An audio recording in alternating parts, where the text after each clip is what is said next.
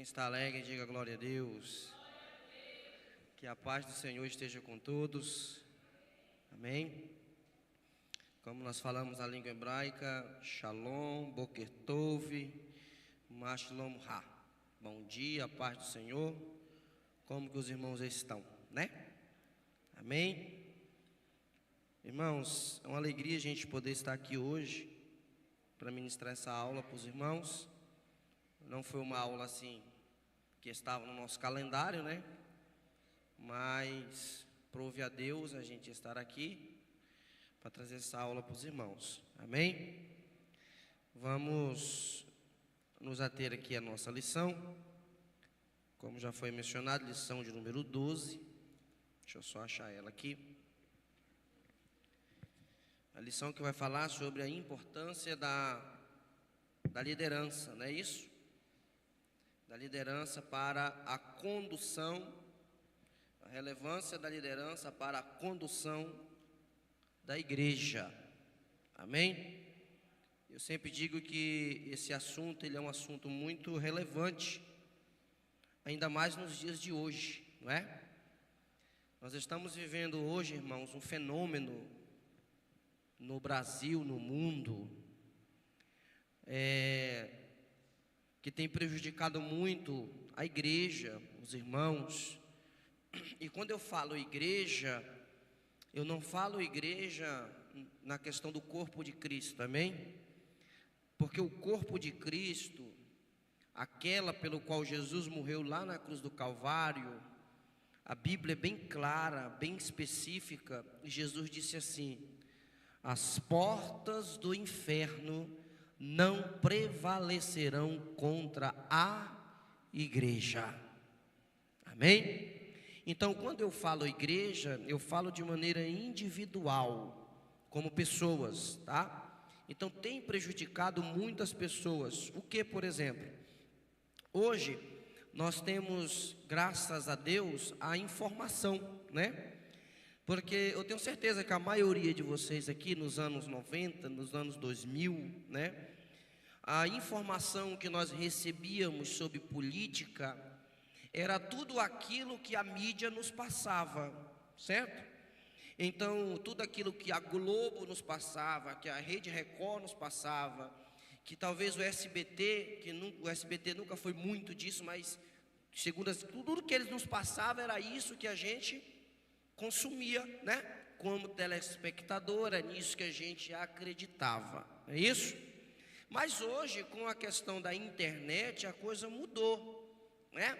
Tem algumas coisas que a rede de televisão ela está omitindo e a internet está revelando, não é isso? Hoje, as grandes emissoras estão praticamente que falindo em seu sentido de credibilidade, né? Porque muita gente já não quer mais, porque vê que eles têm manipulado muito a coisa. Então, por essa questão da informação, chegou também em nosso meio. E isso é muito bom por um lado, mas pelo outro lado é muito complicado. Como que é bom? O lado que é bom é que os irmãos hoje do século 21, em pleno 2024, não é? Não estudam, não procuram saber se não quiser, certo?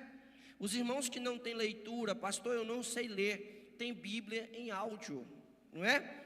Os irmãos que querem pregar o evangelho, mas ainda não fizeram curso de oratória, não sabem como elaborar um sermão. Existe um aplicativo que tem aí 6.000 sermão, que tem 30 versões da Bíblia, não é? Que tem mapas bíblicos. É pago, mas você tem essa oportunidade. Se você quiser fazer um curso teológico, mesmo lá no teu trabalho, você consegue fazer um curso teológico à distância. Então, nós temos aí uma melhoria, não é isso? Para a questão do aprendizado da igreja. Mas, por outro lado, nós temos aí o que o povo deu um nome bem engraçado, né? Que são os haters, não é isso? Que são aquelas pessoas que usam a internet, que usam essa ferramenta, não para direcionar o povo de Deus, mas para causar um câncer no meio do povo de Deus, certo? São pessoas que usam a sabedoria que Deus lhes deu e não a usam para ajudar no crescimento, mas usam para elaborar veneno. Eu vou dar um exemplo para vocês aqui. Imagine comigo uma pessoa que estudou química, certo? Ele é um químico. E ele é um químico muito bom. E o que é que o químico faz, irmãos? Ele pode usar essa sabedoria dele para fazer remédios, não é isso? Para manipular medicamentos, para curar as pessoas. O químico, ele trabalha fazendo medicamentos aí para o câncer, não é isso? Ele sabe manipular a química para trazer benefícios para você. Entretanto, se o mesmo químico quiser usar a sua sabedoria para fazer droga, para fazer uma nova droga, para potencializar a droga, por exemplo, nós temos drogas hoje como o LSD, que é uma droga sintética, né? Que para você ver, irmãos, que nem a polícia, nem a inteligência da polícia ainda não descobriu a composição do LSD. Ela é uma composição oculta, ok? Ela é tão forte que as pessoas, basta pingar uma gota dela no papel e a pessoa colocar embaixo da língua, ela tem alucinações. Hoje em dia existe a super maconha. Aí vocês olham para o pastor Ronilson, estuda, conhece de droga, né? Mas é porque eu estudo. Existe aí a super maconha. Eles pegam esse LSD e pingam no meio da erva e ela fica potencializada. O que é que eu quero mostrar para você? É uma mesma pessoa que, se quiser, ele usa aquilo que Deus deu, porque a Bíblia diz, irmãos, que o dom, o conhecimento, apesar de você estudar, ele é dado por Deus. Sim ou não? Sim, a gente estuda, e aqui fica aquela questão que a gente estuda, faz uma faculdade, baseado naquilo que a gente quer, não é? Baseado naquilo que a gente se identifica. Ou seja, a faculdade ela só traz uma aprimorização, ela só apriora, ou como é que fala? Essa é a palavra certa? Cadê tia Antônio? Aprimora, exatamente, o que você já é, entende? Então, se você pegar o conhecimento e usar ele para o bem da igreja, beleza, mas você também pode usar ele para distorcer a palavra do Senhor, para causar. Então, esse assunto de hoje, ele é muito interessante por isso, porque nós temos aí muitas pessoas que não congregam mais, que não vão mais nas igrejas. Nós temos muitas pessoas aí que não querem mais obedecer aos seus pastores, porque tem muita informação, se informaram com um guru da internet, não é isso? Pessoas que dizem que para ser crente, ele pode ser crente lá na casa dele, ele pode ser crente em qualquer lugar, e as pessoas têm esse tipo de interpretação, sem entender de fato a palavra do Senhor, ok, irmãos? Então observe bem, você pode ser crente e deve ser em qualquer lugar. Você é crente lá no seu trabalho, você é crente lá na sua casa, você é crente lá na rua, você é crente aonde você estiver, você deve ser crente, servo do Senhor. Entretanto, as coisas do Senhor não são bagunçadas. Mostre para mim aonde está na Bíblia alguém que serviu ao Senhor, ou ele era um líder, ou ele era um liderado, ok? Não existe um líder sem povo, não existe um líder sem uma igreja, sem um rebanho, sem um discípulo, e não existe igreja sem um líder. Então, isso é importante, o que nós vamos estudar hoje, a importância, a relevância da liderança na condução e no ensinamento da palavra, da palavra, né, para o ensinamento da igreja, para a condução e o direcionamento da igreja. Amém? Vamos aqui ao nosso primeiro tópico, o tópico 1 da nossa lição. Ele fala assim, a Bíblia e a liderança cristã, ok? A fonte de toda a liderança cristã é o próprio Deus. Toda autoridade é constituída por ele, seja por sua vontade soberana ou permissiva. Por esta razão, a igreja deve reconhecer e honrar aqueles que presidem e o lideram. Ok? Eu tenho duas coisas para falar aqui. Primeiro ponto, Romanos 13, 1. O que é que diz lá? Em Romanos 13, capítulo 1? Que toda liderança é o quê? Constituída por Deus. Na verdade, o texto, em uma outra tradução, ele diz assim, ó, que toda autoridade, ela é constituída por Deus. Romanos, capítulo 13, versículo 1. Deixa aí, filho, no telão, por favor. Está aqui no telão, ó. Toda alma esteja sujeita às autoridades superiores, porque não há autoridade que não venha de Deus. As autoridades que não venham de Deus, e as autoridades que há foram ordenadas ou constituídas por Deus. E que tipo de autoridade é essa que é constituída por Deus, irmãos? Porque aqui vem uma grande questão. Os irmãos algumas pessoas pegam esse texto de Romanos e falam, por exemplo, de autoridades políticas. Sim? Irmãos, nós devemos honrar o governador, o presidente fulano de tal, porque a Bíblia diz que esta autoridade é constituída por Deus. Aí daqui a algum tempo, essa autoridade aqui, você vai descobrir que ele é corrupto. A autoridade aqui é um bandido, que está travestido de bonzinho para ganhar a eleição. Certo? Aí eu pergunto para você, essa autoridade é constituída por Deus, sim ou não? Oi? Aqui vai entrar a questão. Leia comigo a revista, diz aqui, ó.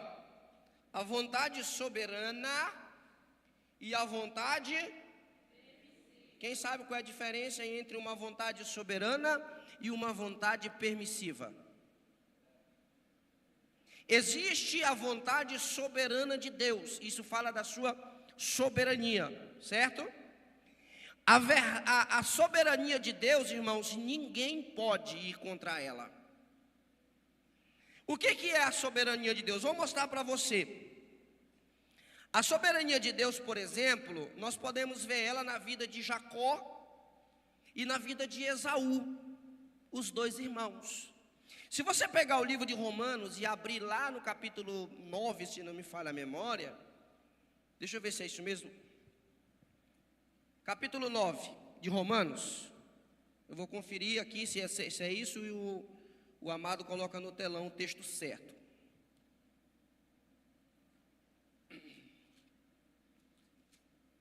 Para que vocês possam entender. Capítulo 9 do livro de Romanos, diz assim, ó. Eu quero ver que fala sobre Esaú. 13. Vamos lá. Coloca aí do versículo 11 em diante. Romanos capítulo... Isso. Leia comigo. Está escrito assim, ó. Porque não tendo eles ainda nascido, eles quem? Jacó e Esaú, presta atenção. Porque não tendo eles ainda nascido, e nem tendo feito bem ou mal, aí tem um parêntese, ou seja, é o tradutor que está dando, né?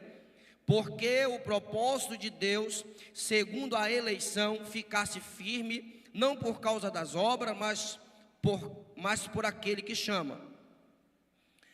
Foi-lhe dito a ela quem? A mãe, Rebeca, né? O que Paulo está falando aqui é o que aconteceu lá em Gênesis, quando Rebeca estava grávida e os meninos começavam a lutar entre si, ok? E que ela não sabia o que estava acontecendo e ela foi orar. E a Bíblia diz que Deus deu uma resposta para ela. E olha só, e foi-lhe dito a ela, o maior servirá o menor. Como está escrito, amei a Jacó e odiei a Esaú. Que diremos, pois? Que a injustiça da parte de Deus? De maneira nenhuma. Tá bom aqui. Preste muito bem atenção.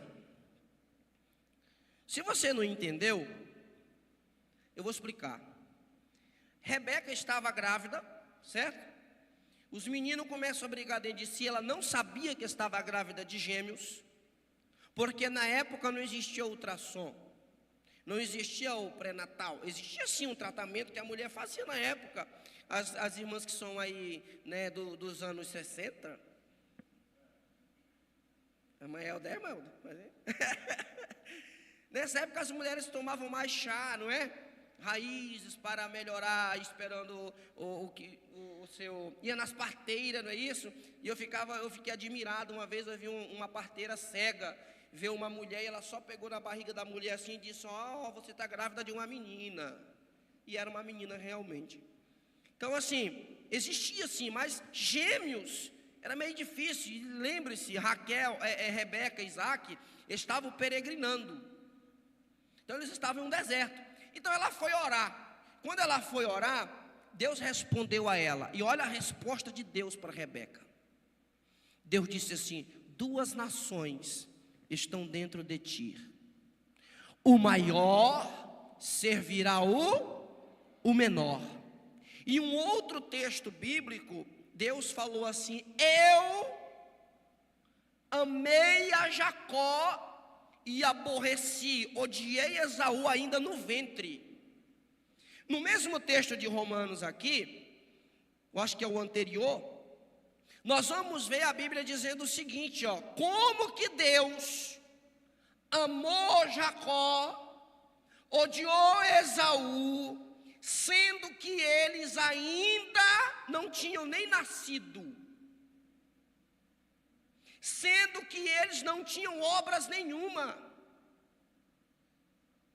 Porque você odiar ou souber do destino de alguém depois que ele nasceu, e você vê a formação dele, né? E você começa a dizer: esse menino, quando crescer, ele vai ser tal coisa, assim, assim. Você tem uma ideia do que ele vai ser, é uma coisa. Agora, alguém que está no ventre, que não cometeu pecado nenhum, que não cometeu erro nenhum, aí Deus vem para a mãe dele e diz: o maior vai servir o menor, eu vou amar um e vou odiar o outro. O que é isso, irmãos? Injustiça da parte de Deus? O apóstolo diz aqui: de maneira nenhuma. E o que é isso? Os textos mais na frente ele responde. Ele diz: é porque Deus, pela sua soberania, já escolheu pessoas do ventre para serem vasos de honra e para serem vasos de desonra. Então, a soberania, a vontade soberana de Deus tem pessoas que Deus escolheu desde o ventre da mãe para ser um pastor, um profeta, um pregador, um líder, um cantor. Deus já escolheu desde o ventre da mãe. E quando alguém é escolhido pela soberania de Deus, não existe nada que possa deter ele. Aonde ele chegar, Deus sempre vai pôr ali na mão dele. Por exemplo, José. José nasceu para esse propósito do Egito. Por que José nasceu? Porque quando Abraão ainda era vivo, na aliança que Deus fez com Abraão em Gênesis 15, Deus falou para ele. Deus disse: a tua descendência irá para uma terra e ficará lá por 400 anos. A tua descendência será escravizada nessa terra. Era um propósito de Deus. José nasceu nesse propósito. Agora observe, ele tinha propósito. Ele foi para o Egito. Deus revelou para ele em sonhos. Ele foi para o Egito. Chegou na casa de Potifar como escravo. Pouco tempo depois, ele estava governando a casa de Potifar. A mulher de Potifar levantou um falso testemunho de José. Ele foi para a prisão. Quando ele chega na prisão, pouco tempo depois, ele era líder da prisão. E o Talmud diz assim: na época de José, o melhor lugar para se viver era a cadeia. José vai para a casa de Faraó, e quando ele chega, ele liderou toda a terra do Egito, e nunca houve na terra, na história do Egito, um como José. Por quê, irmãos? Porque a soberania de Deus, ela é permanente, ninguém pode revogar. Agora, existe a permissiva. E a permissiva, qual que é a vontade permissiva?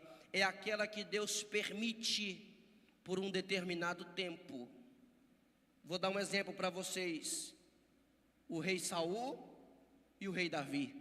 Por que a Bíblia diz que Davi é um rei segundo o coração de Deus? Será se ele é um rei segundo o coração de Deus porque ele era um homem santo? O homem santo, que era segundo o coração de Deus, era um assassino. Era um guerreiro que matou muita gente. O seu primeiro assassinato foi quem? O leão e o urso. Depois foi o que mais? Golias. Matou muita gente.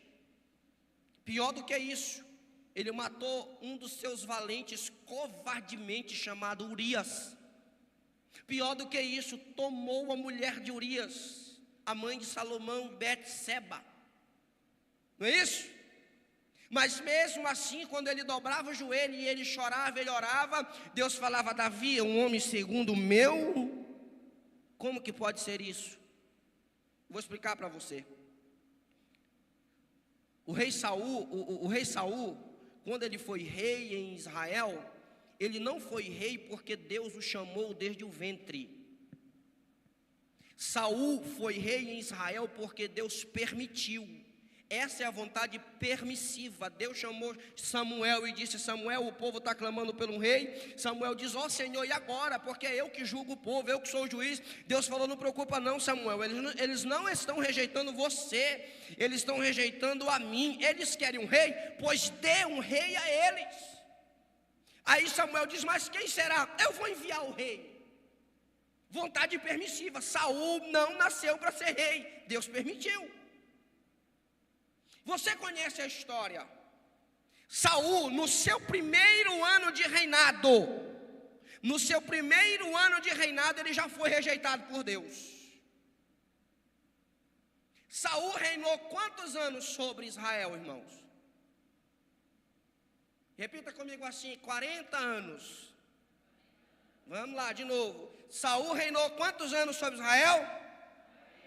40 anos. No seu primeiro ano, ele foi o quê? Rejeitado, ou seja, 39 anos.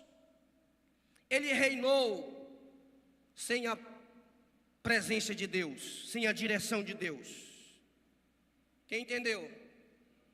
Só que a Bíblia diz que Davi tornou-se rei de Israel aos 30 anos.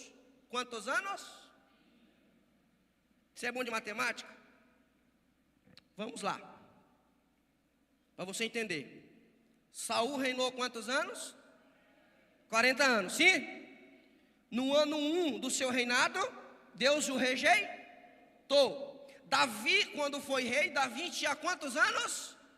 30 anos. Você entendeu alguma coisa aqui ou não? Eu vou explicar para você. No ano 1 do reinado de Davi, do reinado de Saul, pastora Rosângela, Davi não era nascido. Sim ou não? Davi não era nascido no reinado 1. Ou seja, foi 10 anos depois que Davi foi ungido a rei. Sim? O que isso quer dizer? Isso quer dizer que quando Deus rejeitou Saul no ano 1 do seu reinado, ele falou assim: eu levantarei um rei segundo o meu coração. O rei não tinha nascido ainda. Davi foi predestinado a ser rei desde o ventre da sua mãe. Você conseguiu entender? Saul reinou 40 anos, Davi tinha 30 anos de idade quando tornou-se rei. Ou seja, quando Deus rejeitou Saul, Davi não era nascido. Ou seja, por que Davi é um homem segundo o coração de Deus? Não é porque o coração de Davi é igual ao coração de Deus, não. É porque Davi é um homem segundo a vontade de Deus. Entenderam? Alguém pode chegar com ele e falar assim: Senhor, ele adulterou com Betseba. Aí Deus diz: mas ele é rei segundo a minha vontade. Senhor, ele não é um líder bom para os seus filhos, mas ele é rei segundo a minha vontade. Tem uma diferença em quem é escolhido, é que quando ele dobra o seu joelho e que ele começa a orar e dizer: Senhor, tu me sonda, tu me conhece, perdoa os meus pecados, cria em mim, Senhor, um coração puro e um espírito reto, perdoa-me, Senhor. Deus restaura a vida dele, perdoa ele e diz para ele: Davi, o teu reino será perpétuo. Essa é a diferença. Existem autoridades constituídas que Deus os permite, que Deus dará a ele, pastora Rosângela, oportunidades. E vou falar agora, e voltado à igreja. Tem muitos líderes que já nasceram sendo líderes. Existem aquelas crianças que vocês veem, que um dia quando ela crescer, ela vai ser um líder. Sim ou não? A gente sabe, a gente vê.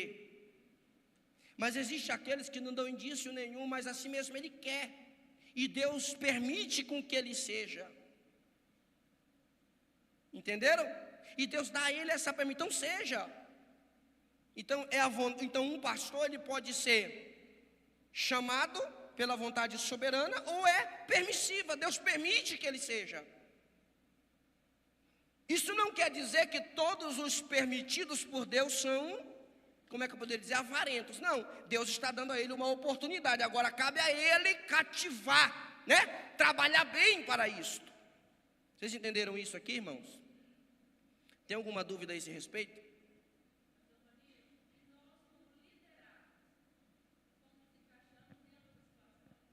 Como liderados? Pastora Rosângela, até os liderados nasceram para ser liderados. Nós vamos aprender aqui na revista que Deus chamou todos. Muitos são, poucos escolhidos. Está certo que o texto não está falando de liderança, está falando de salvação nesse texto, certo? Mas nós vamos aprender aqui o seguinte, que Deus chama a todos.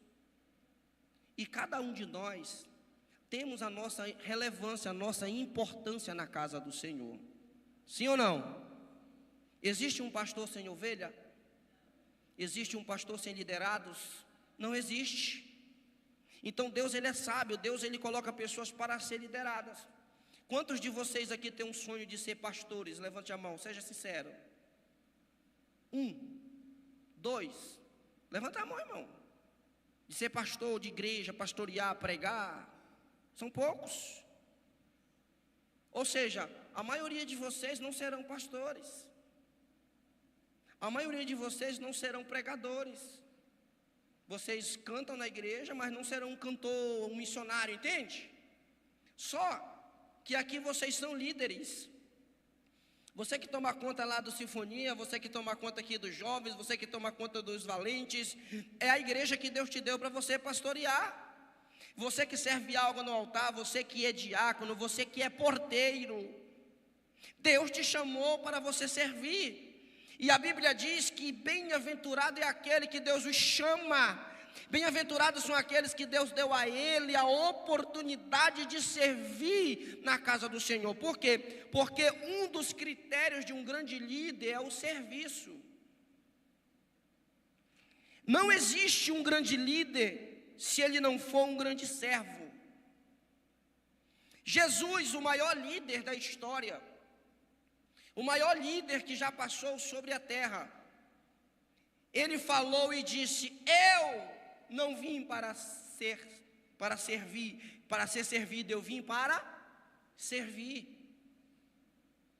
Jesus deu uma aula aos seus discípulos quando lavou os pés dos seus discípulos. E quando ele chega próximo a Pedro, Pedro vai dizer para ele assim: Senhor, sou eu que tenho que lavar os teus pés. E Jesus espelhou: Pedro, se eu não lavar os teus pés, tu não tem parte comigo, Pedro.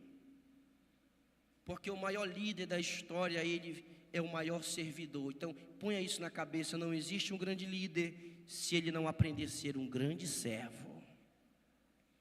Porque liderança é serviço, liderança é trabalho, não é isso, irmãos? Cadê as irmãs líderes da botija? Levante a mão assim, ó. As suas líderes da botija. Vocês são líderes da botija em casa, deitada na rede? É trabalho, liderança trabalha. Sim ou não? Cadê os líderes da igreja? Qualquer líder, que você é líder de qualquer departamento, levante a mão assim, ó. Eu pergunto para você: você trabalha ou não?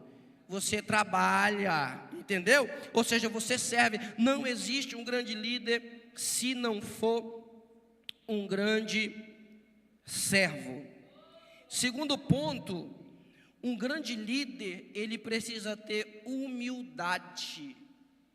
Não existe um grande líder se não for um grande servo. Mas também o líder, ele precisa ser humilde. Os líderes bíblicos são chamados a ser humildes e reconhecer que sua autoridade vem de Deus e não de suas próprias forças. Moisés, por exemplo, era muito manso, mas que todos os homens que havia sobre a terra. Números 12, versículo 13, a Bíblia dá a característica de Moisés, dizendo o seguinte: Moisés é um homem muito manso. Eu acho que Moisés falava que nem o Frank. Né, Frank? Olha a cara dele ali. Mansinho. Mas com uma palavra poderosa.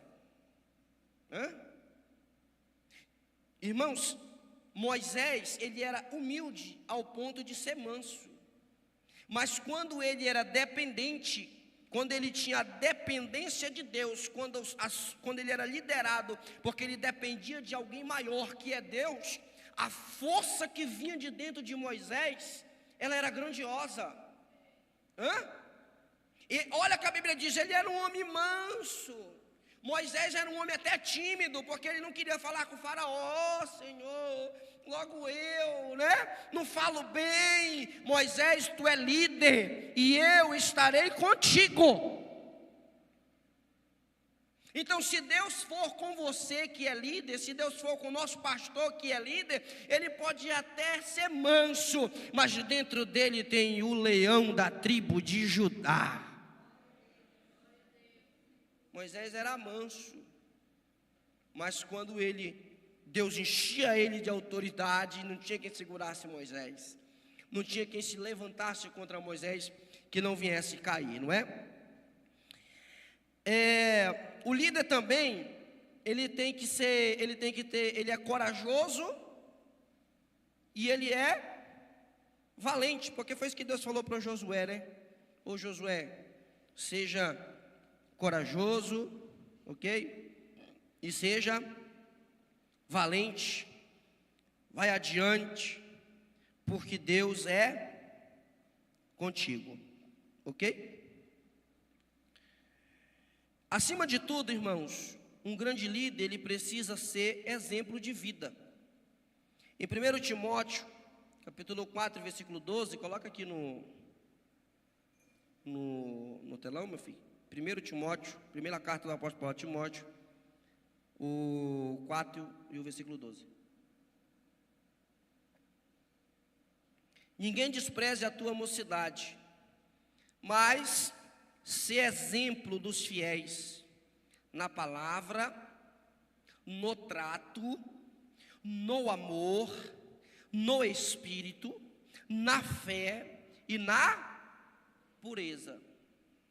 Irmãos, aqui o apóstolo Paulo está instruindo o jovem Timóteo, porque Timóteo, ele agora é um líder, né? Ele foi um jovem criado pelas suas avós, pela sua mãe e pela sua avó. Alguém sabe como era o nome da avó de Timóteo? Era a irmã Lloyd, né?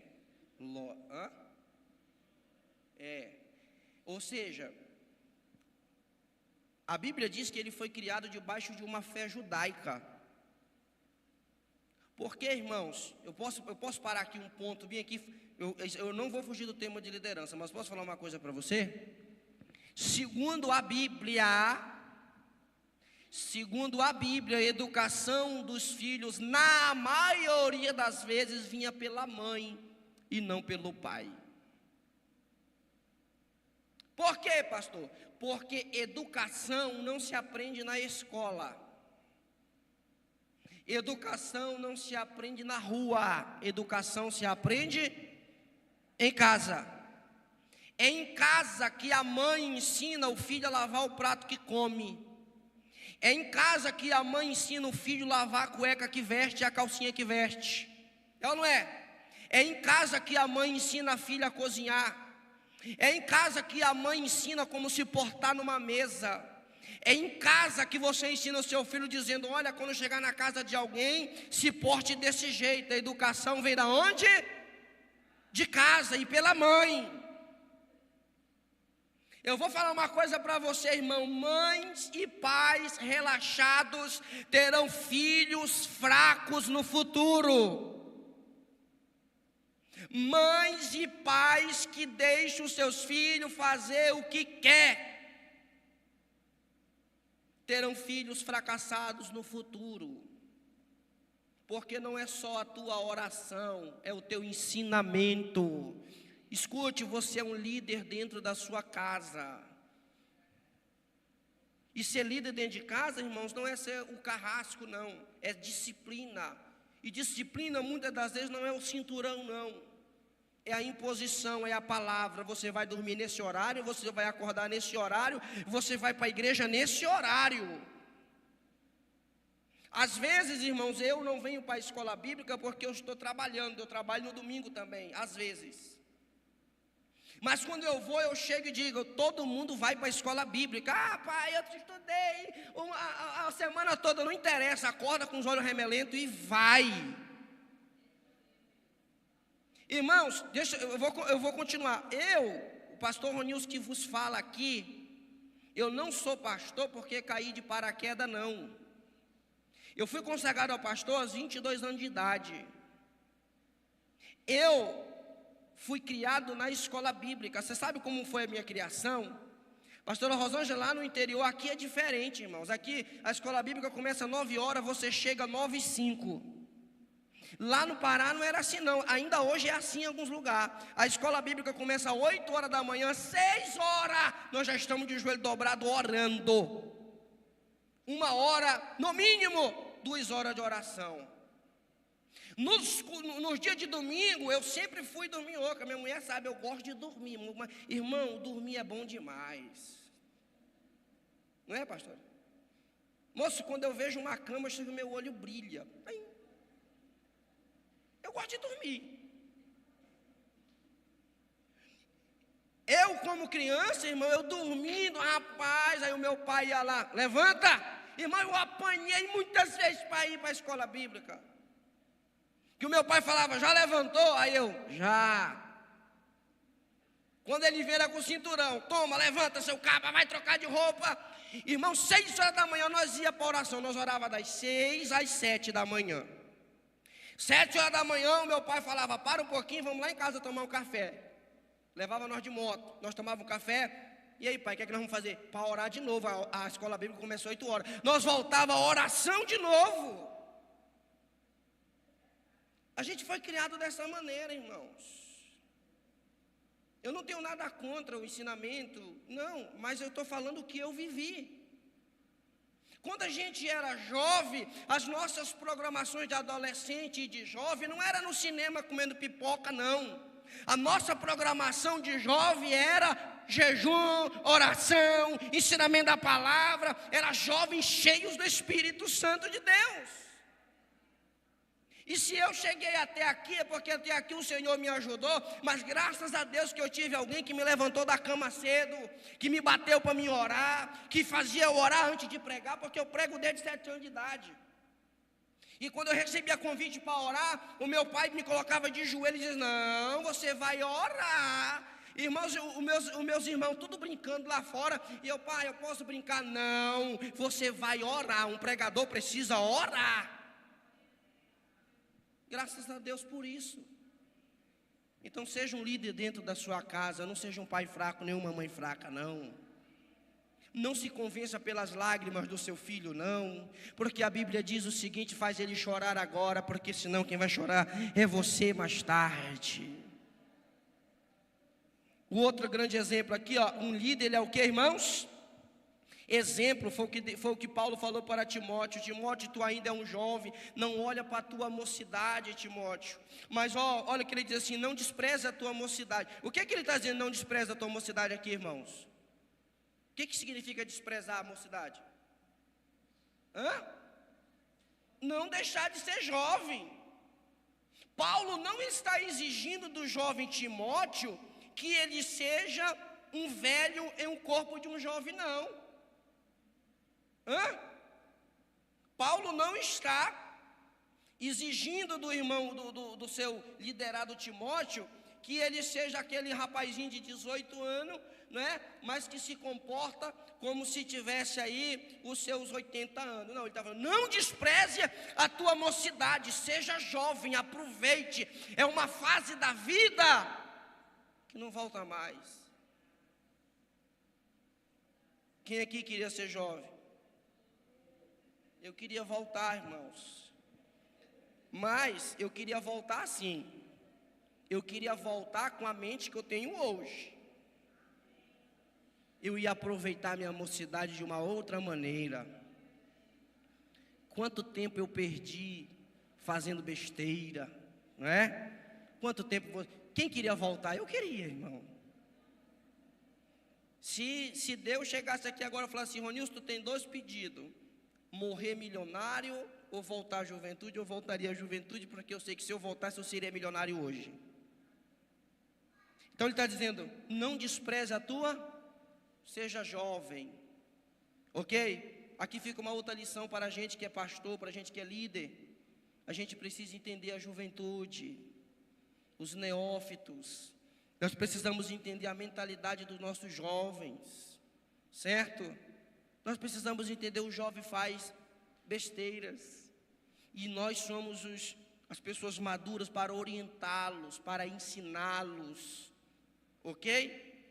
Um erro de um jovem hoje pode definir o futuro dele amanhã. Então nós estamos aqui para, olha aí, não despreza a tua, seja um jovem, mas portanto, Timóteo, seja um jovem fiel, exemplo para os fiéis, exemplo na palavra, no trato, olha só, no amor, no espírito, na fé e na pureza. Ele está dizendo: Timóteo, tu é um líder, tu é jovem ainda, mas tu precisa ser um líder, que não despreza a tua mocidade, mas que tu é um exemplo para os fiéis na palavra. Tem um outro texto que diz que tu maneje bem a palavra, Timóteo. E já diz para ele assim: Timóteo, no trato e no amor. Ou seja, um verdadeiro líder, Timóteo, ele não pisa no seu liderado, ele sabe tratar o seu liderado. Quem aqui gosta de ser maltratado, irmãos? Quem aqui, mas se dependesse de muita gente que é liderado, o pastor que está aqui em cima, ele tratava todo mundo segundo a sua ótica. Não é assim? Todos nós, irmãos, já bateu no seu coração dizendo: rapaz, eu não concordo com isso. Se eu fosse o pastor, eu fazia isso. Não é isso? Quantos de nós, a pastora Rosângela sabe que quem é líder aqui em cima, o pastor Flaviano sabe disso, a gente sabe de coisas aqui que não chegam no ouvido de vocês aí. E quando chega no ouvido, alguém quer dizer ao pastor como que ele tem que tratar. Se eu fosse o pastor, eu excomungava. Se eu fosse o pastor, eu disciplinava. Se eu fosse o pastor, eu não dava oportunidade. Se eu fosse o pastor, eu fazia isso. Se eu fosse o pastor, eu expunha, não era assim? Irmãos, a gente só falta dizer se o pastor tem que estar com a chibata do lado, né? Se fosse na ótica de muitos. Mas o verdadeiro líder, ele olha primeiro para o tratar com a pessoa e o amor. A misericórdia e o amor, irmão, está acima de tudo. Alguns de vocês aqui já sofreram por um erro, por uma fatalidade, por algo que aconteceu na tua vida, o desprezo dos irmãos? Eu, pastor Ronilson, aqui, aos meus 12 anos de idade, eu afastei da igreja. Eu fiquei desviado, irmão. Eu virei o capeta. O diabo, quando ele me via na rua, ele corria.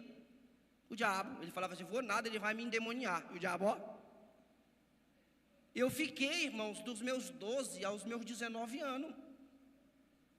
E quando eu me reconciliei, parece que quando você volta para a igreja, quando você se reconcilia, parece que nós temos a ala dos santos e a ala daqueles que vão para o inferno.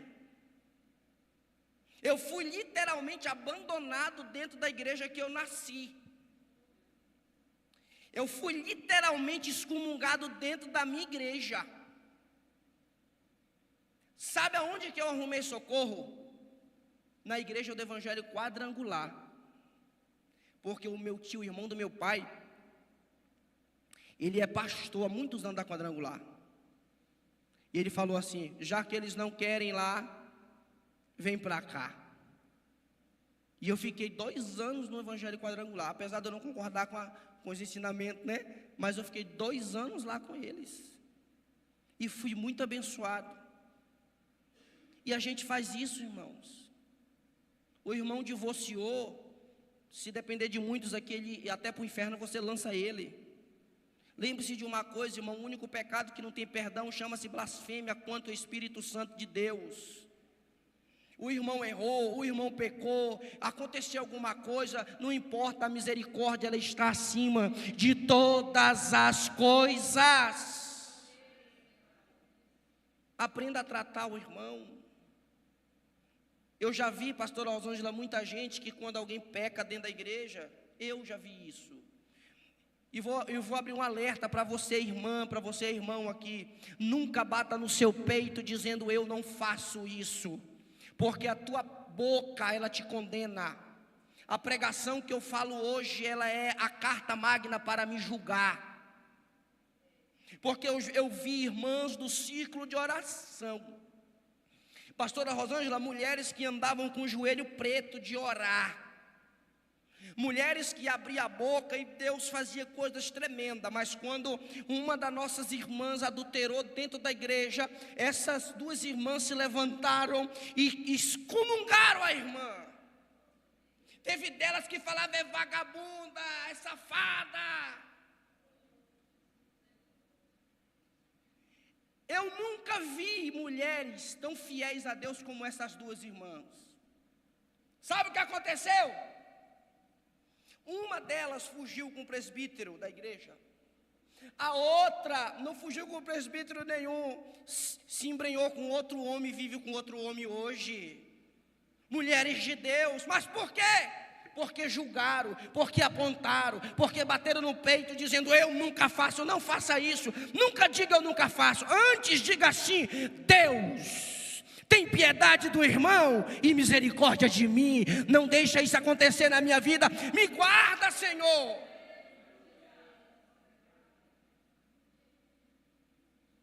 Um líder, eles precisam saber tratar.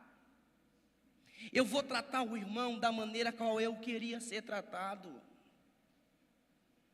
O pastor Rony já tratou coisas aqui nessa igreja que, se vocês soubessem, vocês ficariam decepcionados, não é, pastora? Já tratou coisas aqui nessa igreja e os irmãos continuam aqui louvando, servindo ao Senhor e vão morar no céu conosco, no reino de Deus, em nome de Jesus. Nós precisamos, como líder, saber tratar e com amor. Certo? Vamos continuar? Mas aqui nós não poderíamos sair dessa aula sem falar sobre a obediência, né? Obedecer o pastor. Até que ponto, né, nos é permitido obedecer o pastor? Deixa eu desligar aqui essa internet que fica toda hora com anúncio.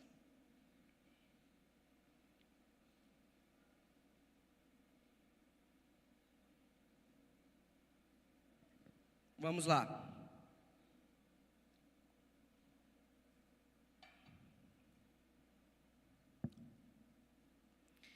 A questão da obediência ao pastor deve ser entendida à luz dos ensinamentos da Bíblia sobre a liderança e a autoridade espiritual.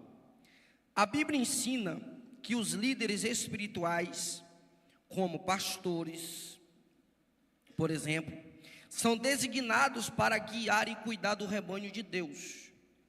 Mas isso está sempre sujeito à submissão e à autoridade de Cristo.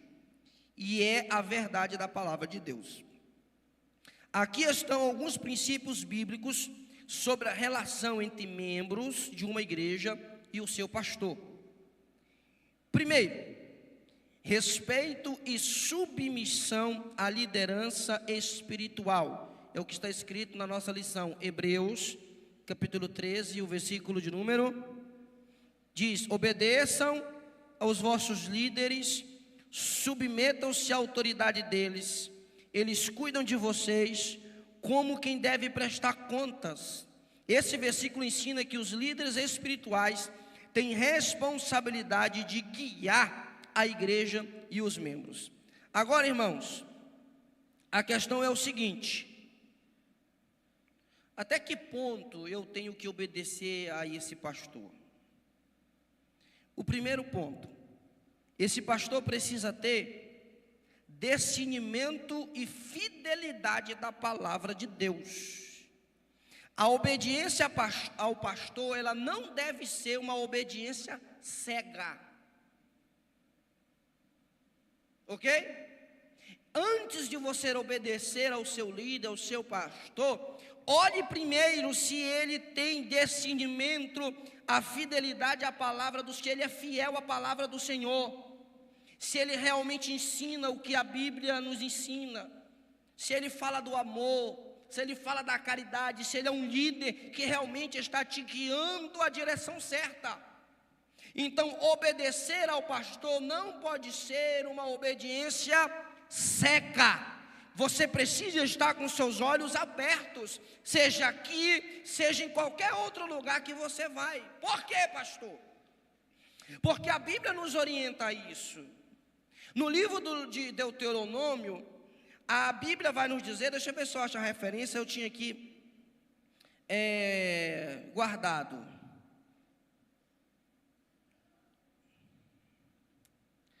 Deuteronômio, capítulo de número 13, o versículo 1 ao 5.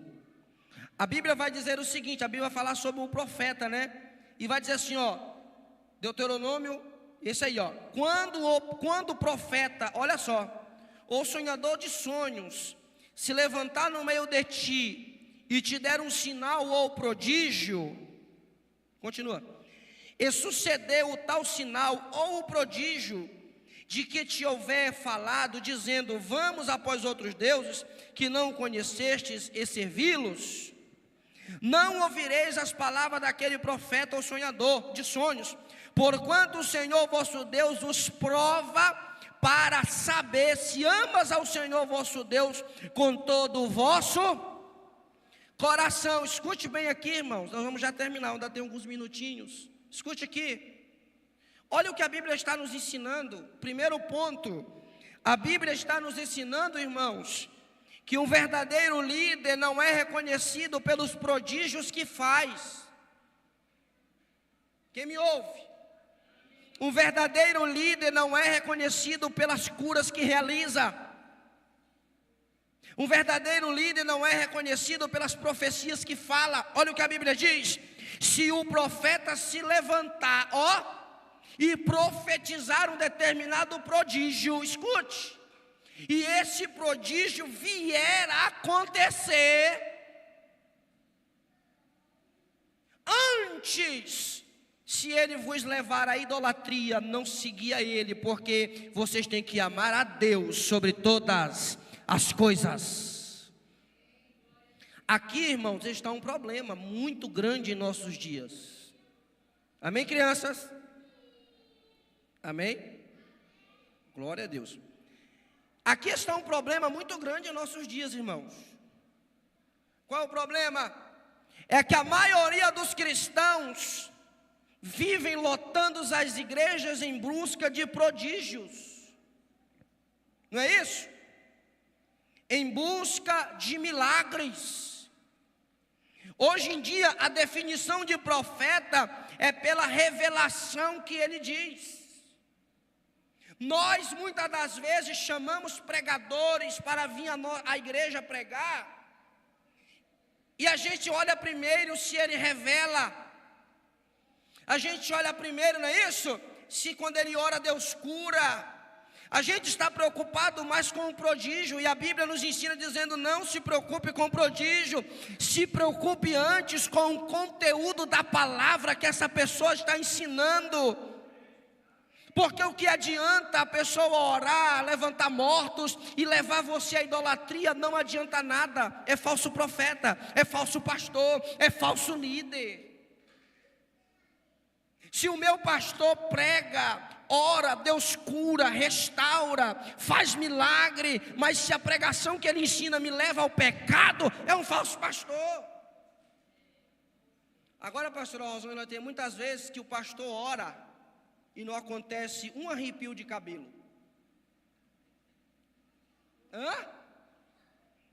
Tem muitas das vezes que o pastor não tem o dom da revelação de revelar o teu CPF.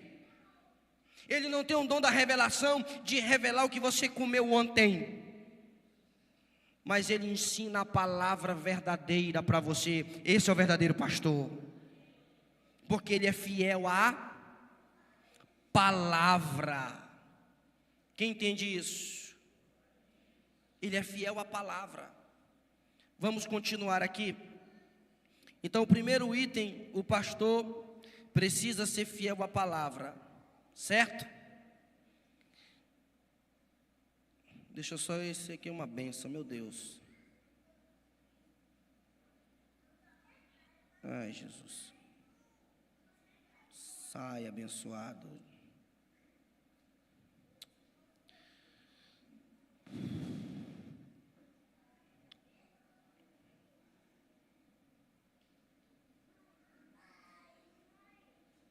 Para nós andarmos para a conclusão,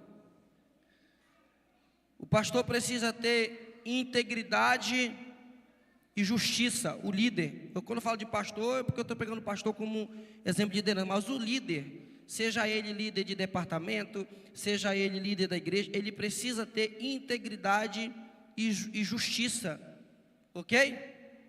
Ele precisa agir com integridade, ser justo, não ser injusto, certo?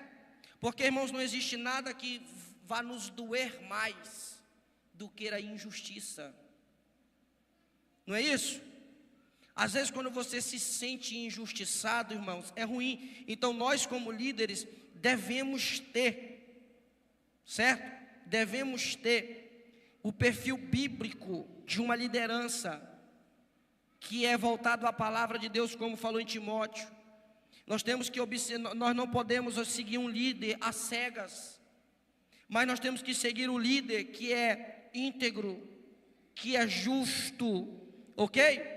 Que é humilde. É esse líder que nós devemos seguir. E Deus constituiu a liderança para o crescimento da igreja, sim. Porque Jesus, quando ele chamou 12 discípulos para si e os instruiu por 3 anos. Por quantos anos?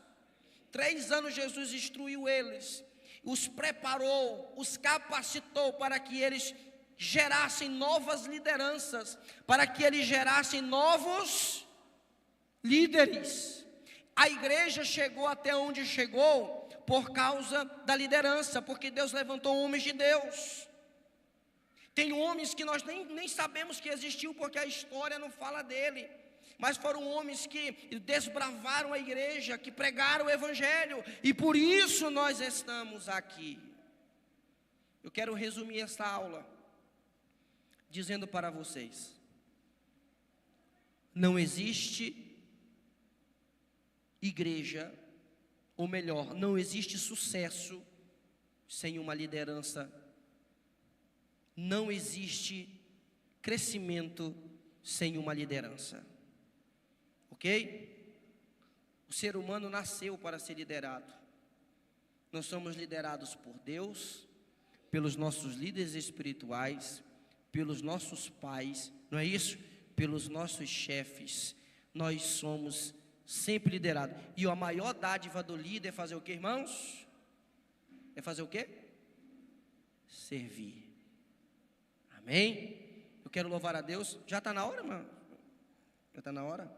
Quem? Eu vou passar o microfone para quem? Para a senhora, tia Antônia? Para o Nivaldo. Gente, muito obrigado. Que Deus abençoe a todos. Eu espero que essa aula tenha somado conosco. Tem muita coisa ainda para falar sobre isso, mas aí o Nivaldo fala agora, né? Deus abençoe. Amém.